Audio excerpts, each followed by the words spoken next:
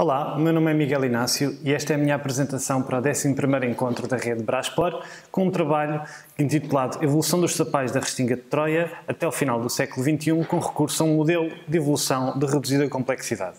Este trabalho não é realizado só por mim, é também pela Ana Cunha, pela Maria da Conceição Freitas, pelo Manel Leira, pelo Carlos Antunes, pela Vera Lopes e pelo César Andrade. Começo esta apresentação com uma pequena introdução e a pergunta que se coloca é, claro, o que são sapais? Sapais são ambientes intertidais e que, portanto, existem nos limites da maré. São também ambientes que podem ser encontrados ao longo da faixa litoral, idealmente em áreas de baixa energia. E quando se fala em baixa energia, fala-se também de zonas abrigadas. Estuários é um dos sítios preferenciais para encontrar este tipo de ambientes. Nesta fotografia podem ver um sapal. Nestas áreas existem normalmente dois ambientes distintos, o raso de maré, uma zona não vegetada, e o sapal em si, composto por vegetação halófita e, portanto, com uma grande tolerância ao sal. Ainda dentro dos sapais é possível encontrar dois subambientes, que chamamos baixo sapal e alto sapal, com vegetações e cotas distintas. Mais características destes ambientes são o facto de eles serem ambientes de acumulação, serem ambientes de baixa energia, terem ainda a particularidade de reter uma grande quantidade de matéria orgânica, existirem normalmente em áreas aplanadas, e eles próprios formam áreas aplanadas com uma ligeira tendência no seu declive para o mar, são compostos essencialmente por sedimentos finos, siltes e argilas, e esses sedimentos são maioritariamente transportados pela maré.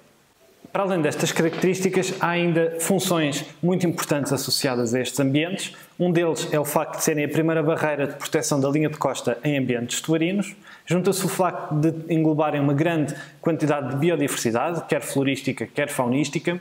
O facto de serem ambientes filtradores da qualidade da água no interior de um estuário, portanto contribuírem positivamente para um aumento da sua qualidade. E depois o facto de, proporcionalmente à sua área, serem capazes de capturar uma grande quantidade de carbono orgânico, o chamado Blue Carbon. É claro, isto é ainda mais importante porque estes ambientes têm ainda a particularidade de serem extremamente vulneráveis às alterações climáticas e muito particularmente à subida do nível médio do mar. E, portanto, há uma questão que é importante colocar e é essa questão que eu quero tentar responder nesta apresentação, que é como irão evoluir estas áreas de sapal até ao final do século XXI.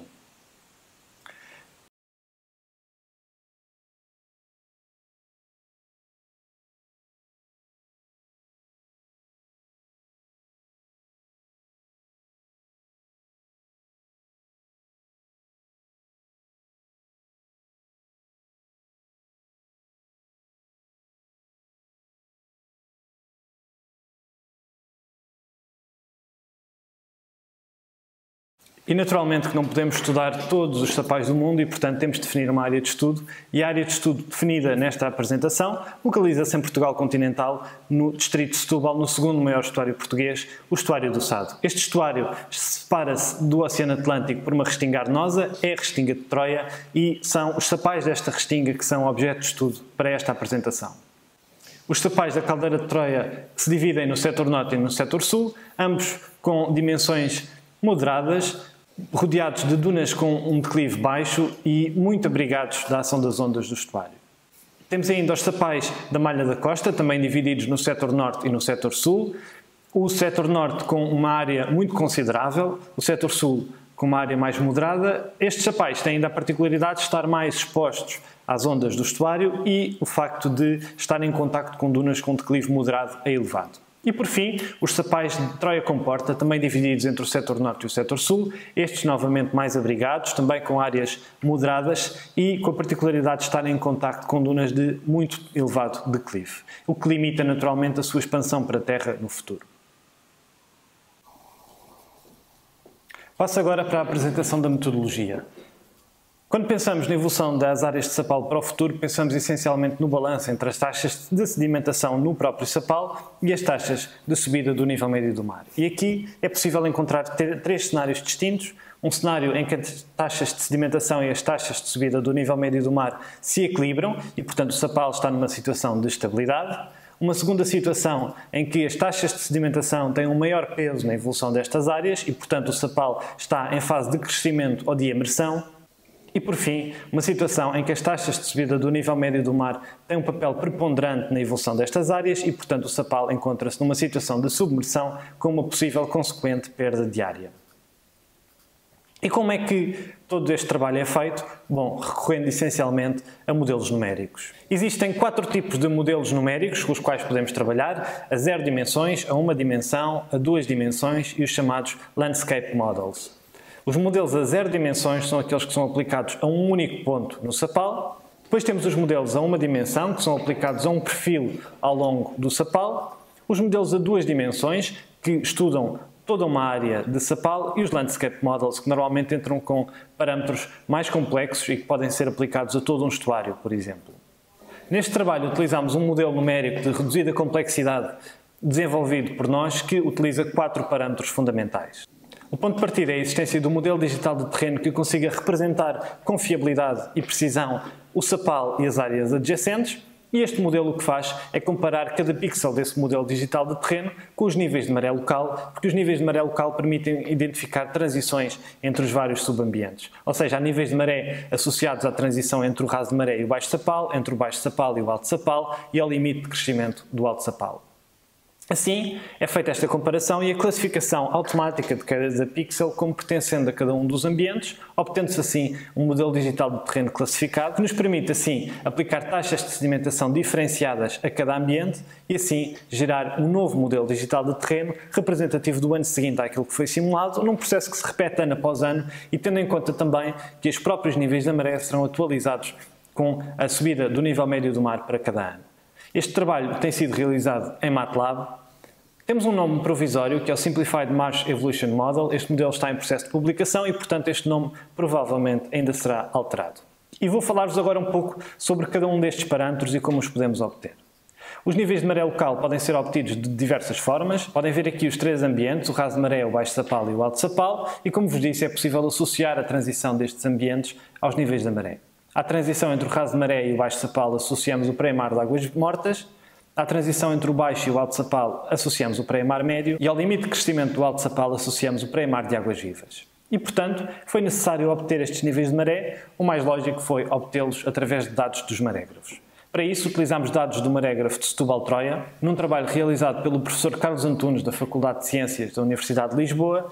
Adquirimos dados do marégrafo de Setúbal-Troia. O professor Carlos Antunes fez um trabalho de modelação para obter dados de maré para os últimos 16 anos, desde 2000 a 2016. Acrescentámos a subida do nível médio do mar para 2020 e assim obtivemos cotas representativas dos níveis de maré nestes sapais. O outro parâmetro diz respeito ao modelo digital do terreno e aqui trabalhamos com o modelo digital do terreno obtido através da técnica de detecção remota LIDAR, numa parceria entre a API e a DGT. Foi um levantamento realizado em 2011. Este modelo digital de terreno tem uma resolução horizontal de 2 metros, um erro vertical que varia entre 8 e 24 centímetros, o que fez com que fosse naturalmente necessário fazer a validação deste modelo digital de terreno e essa validação foi realizada no campo com DGPS em modo RTK.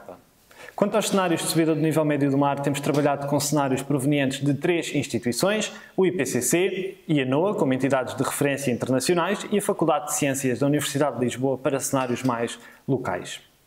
Temos um primeiro cenário do IPCC, utilizamos o IPCC RCP 4.5, é um cenário mais conservativo, com uma taxa de subida do nível médio do mar para 2020 de cerca de 4 mm por ano, e uma aceleração constante de 0,03 mm por ano ao quadrado. Isto traduz-se em 65 cm de subida do nível médio do mar até 2100. Um cenário intermédio, publicado por Antunes 2019, é um cenário local da Faculdade de Ciências, é o MOD FC 2B, o tal cenário intermédio, tem uma taxa de subida do nível médio do mar para 2020 de cerca de 2 mm por ano e uma aceleração constante de 0,158 mm por ano ao quadrado. E tudo isto traduz numa subida do nível médio do mar de cerca de 1 metro até 2100. Depois um cenário mais gravoso, o cenário da NOAA, o NOAA Extreme. Este aqui com uma taxa de subida do nível médio do mar para 2020 de 9 mm por ano e uma aceleração constante de quase meio milímetro por ano ao quadrado, e tudo isto traduz-se numa subida superior a 2,5 metros até 2100. O último parâmetro diz respeito às taxas de sedimentação e aqui utilizamos dados de Cunha et al. 2018. São taxas de sedimentação obtidas para o Sapal da Caldeira de Troia Norte com recurso à análise da atividade dos isótopos chumbo 210 e césio 137 e os valores obtidos foram de 2,7 mm por ano para o raso de maré e 2,9 mm por ano para o alto e baixo Sapal e estes dados foram utilizados para todos os sapais da Restinga. Passamos agora à apresentação dos resultados, que vai englobar também uma pequena discussão. E vou apresentar-vos os resultados consoante cada cenário de subida do nível médio do mar.